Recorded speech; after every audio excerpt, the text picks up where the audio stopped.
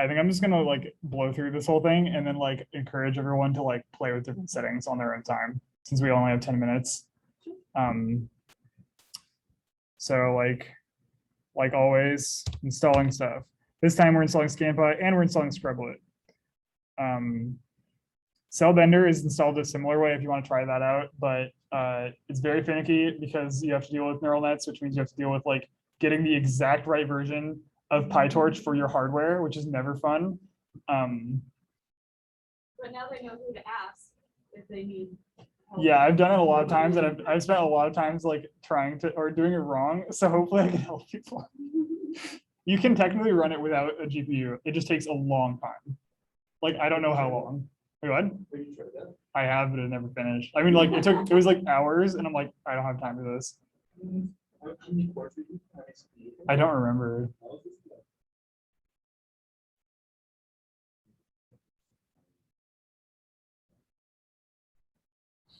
I was wondering if there's like a shortcut where you just like plug it and just like grab an entire node off of the HPC, but like on like a CPU node. Yeah. It's like 40 cores and just see how long it takes. That would be interesting, but like, I mean, the GPU would go faster, and like I know that the GPU core hours are like more expensive, but it's probably actually still cheaper if you were to use them. No, absolutely. But I'm saying you wouldn't have to deal with all the weird like hardware issues, like all the Yeah, basically, like I guess I'll just like quickly navigate away, but like, whoops, I spelled that wrong. So if you go to like PyTorch, it'll tell you how to install it. And like, there's like this kind of table, like, so you're like, okay, I have a Linux because I'm going to do HPC and I'm going to use like Anaconda, or you could use pip if you want. And then there's like compute platforms like CPU, and then CUDA is going to be the GPU, but there's like different versions of CUDA. So like right here, there's only two. So you're like, why is there only two? And then you go to previous versions of PyTorch and you go to this like massive page. So you have to like, I spent, oh my God, I tried so many of these. And like usually like I try to install like more basic stuff before PyTorch. So like I spend a lot of time like trying to set up my Anaconda environment, and then it's just like, oh cool. And so I don't know, I think one of the times like they updated CUDA on the HPC and didn't tell me, and like it just like screwed up everything. So did you get it to work on the HPC? I'm running it on HPC. What I'm gonna say is it'd be extremely valuable if you could put like a thing of how you install PyTorch on the website. I should definitely do I that. think that would be incredibly valuable. So Yeah. I've also run into this issue where I just gave up. I was like, Yeah, it's really hard. my computer is beastly enough so I can get away with putting this stuff on my computer. But yeah, no, I think that'd be extremely valuable. Yeah, and like, yeah, but let's go back to the notebook. Wait, so can we see the notebook? Is anyone like on it? Yeah. I'm ready. Okay. Okay, I installed stuff. Time to mount the drive. Do what I always do. Hit the UCI email. Yo, I was like almost totally screwed because I broke my phone like last week, so I haven't figured out like Duo yet. Like, so I was like, oh Lord, if it makes me Duo to do anything like for this, I'm so screwed. Made me realize I can't go to the doctor without Duo. You need Duo to sign in for everything. I can't make it a doctor's appointment. Oh yeah. Like, yeah. Sorry, your phone doesn't work. You can't see the doctor. I literally asked them for help, like the Duo. I guess I'm gonna rant about this for 20 seconds and I'll be done. But I emailed the UCI people and they're like, oh, call this number. And I'm like, my phone broke. I can't call it. But they give you keys, right? I don't know. No, like my correspondence hasn't been very long, but there was like, I emailed them like, my phone broke. I have a new phone, but it just has Wi-Fi. Can you help me with Duo? And they're like, call this number. And I'm like, I don't have a phone. But I mean, when you sign up for Duo, every single time you set up two-factor authentication, they give you a list of keys. They're not. It's always like a push, like on mine.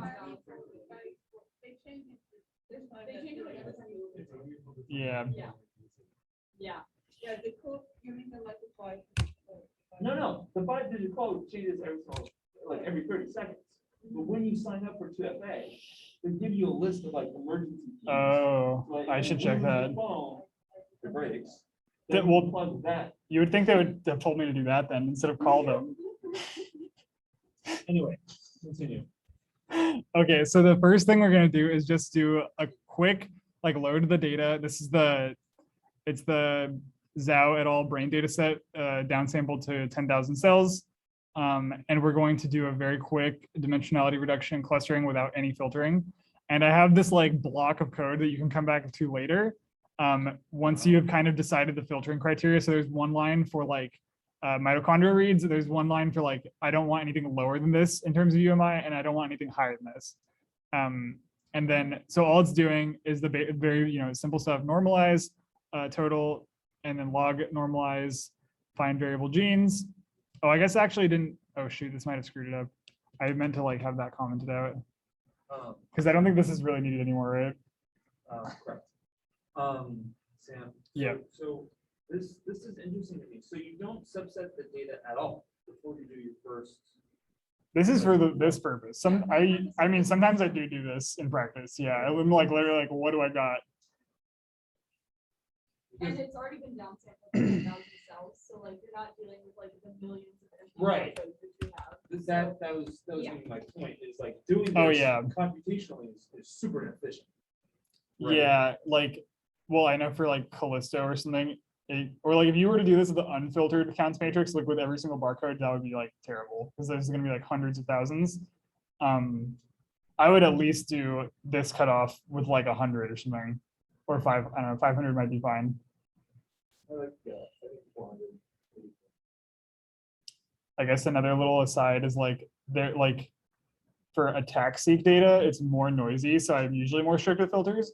But there's this one project I'm working on that has attack seek and RNA seek, and I literally have cell types that don't even see in the attack seek because like I have to filter like more stringently. So like Schwann cells are like I don't see Schwann cells, and in my RNA seek for that data set, I see a bunch of like peripheral immune cells, and they're just not even there in the attack seek. So I mean, maybe I could go revisit that and find them. They're probably there in my data set somewhere, but like, God, I don't want to do that. I'm actually going to comment this line out and then rerun these two blocks. So the next thing we're going to do is just like, I don't think we even actually do it, but this is what I'm encouraging you to like kind of go back and forth is like, we're just going to like discuss like, okay, like think about what UMI and gene counts per cell and percentage mitochondrial read to like remove. And like, you can basically like do a few things to kind of get a sense for that is looking at it on the UMAP and then looking at the distributions on the violin plots for each sample and for each cluster. So sometimes like, I think it was like that cluster, I don't remember the numbers are the same, but in my slides, there was like cluster 12 had like a huge percentage of mitochondrial reads. I would probably just get rid of the entire cluster 12. Like, Could you write out a command that would do that? What if I don't know how to do that? yeah, I can probably do that. There's a command that does it. No, I know, I'm trying. So like if I want to get rid of cluster 12, data, obs,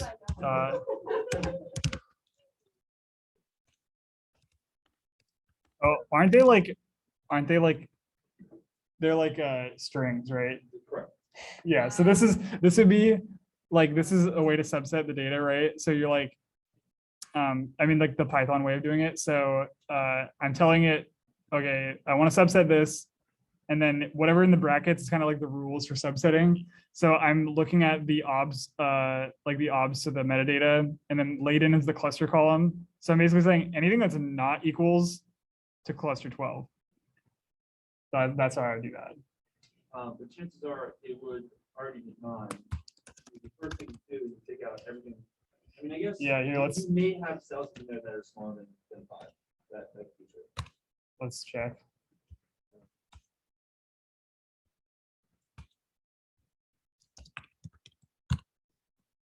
There was 6 cells that I got rid of. So that probably was okay to not remove the cluster in that case. Like those 6 cells. Sometimes even after you're done filtering based on like percent mitochondrial, like just part threshold, you'll see that there's still a cluster that lights up with way increased signal compared to the others. So even if your first pass at filtering didn't do that, sometimes you can just remove the whole cluster in that case. That's happened to me before. So I have like 1 minute, so I'm gonna like quickly explain doublets. So we're gonna use Scrublet. So first, just import it like we normally do with in Python. I'm gonna give it this little like abbreviation SCR. We're actually gonna use, I'm gonna use a different A data because we're just gonna do this on one sample. So we had this one set up, which is only sample AD11. Quickly load that. And then we're also just gonna run this block to GPI say for 1,000. need my high quality figures, man. Get out of here, son. Publication Okay. quality is like not even 300. I'm gonna give you a 8-bit version. Oh wait, that was the save with DPI. Your literal, Yeah, your literal wallpaper. Okay, so after we do this, we're going to run scrub, or we're gonna like set up the scrublet object with this scrublet command. You want to use adata.copy. Yeah, that's a good point. It actually like, I was like, just like when I was making this notebook, like I could, I mean, I probably could have just done A data the whole time, but I just didn't want to delete it. Right. And then obviously I did it wrong. So, well, okay. So for the scrublet, like setting up scrublet, you want to give it a counts matrix. So the way you access that in and data is just .x. So it depends. Did you already normalize your data? Because I think it stores the Oh, normalized right. data in .x by default. That's a good point. Yeah, that's actually, I might cover that when I talk about the biology stuff. But like dealing with raw .x versus .x can be quite aggravating. Did you save it as raw? I did somewhere Okay. Oh, okay, great. Wait, that's, after I normalized it. yeah, after you normalize. This is where they do it in the ScanPy tutorial. Does it really? Yes. Oh my That makes no God. sense. Wait, Well- right, that makes no sense, right? Okay, It's not raw data. cool. That's what I thought. That's usually where I feel like this is all, like all screwed up now. That's okay. People will be able to, the link that you have is gonna be updated, so like, people will still be able to copy it. But no, but I think that genuinely, this is a little bit of a teaching moment, right? Because what we're showing here is that the commands are very easy to run. But Yeah, if you're not very careful with the Totally. commands that you run, the parameters that you use, and the order that you run the commands in, you're gonna break stuff and you're not even gonna realize. Like that's happened to me before. yeah. I mean, I probably just totally like whatever is down here is probably wrong because I gave it the normalized data, Right. And you may never have figured that out. and it's it's giving me some result, and it kind of looks like okay, or like, yeah, I don't know. So, Interesting. anyway, Sam, I do think we're out of time. Yeah, we should call it, but I encourage you to play with this, and like this technically has code that works somewhere. But yeah, I guess if you had like in this data set has all these different samples, so if you wanted to do doublets on all of them, you have to write a loop, basically. Or you'd have to write a loop, or you'd have to submit it as a bunch of different jobs on the HPC. So, in your case, doublets can only occur within the same sample? Is that That's like typically the case for the droplet base, unless you are like sample level multiplexing. Okay. Does that make sense? Yes. Maybe for people who use X. Yeah, like split seq, we always are split, like, you know, mixing up samples, right? Yes. So for my split seq experiments, I, when I try to call doublets, you know, I do it per sub library. Yeah, well, I think if you if you're like if you use like what's called like multiplexing, I think that you literally can't have barcodes from different like samples that are mixed like that's Oh, not a really? thing that can happen, and so it's very easy to QC those out. I didn't know that. And I think as a matter of fact, I want to say Cell Ranger does that for you. Oh, cool. But if you're not doing, There's like a sample barcode essentially, right? yeah, Yeah. that, I think that's basically how it works. But there's no reason why you wouldn't want to, you could combine all these and then run Scrublet on. What?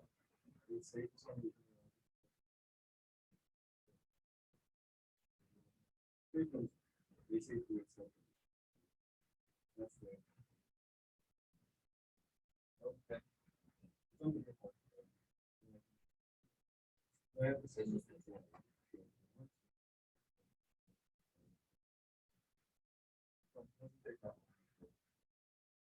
Yeah, well, that's nice thing about Scrub.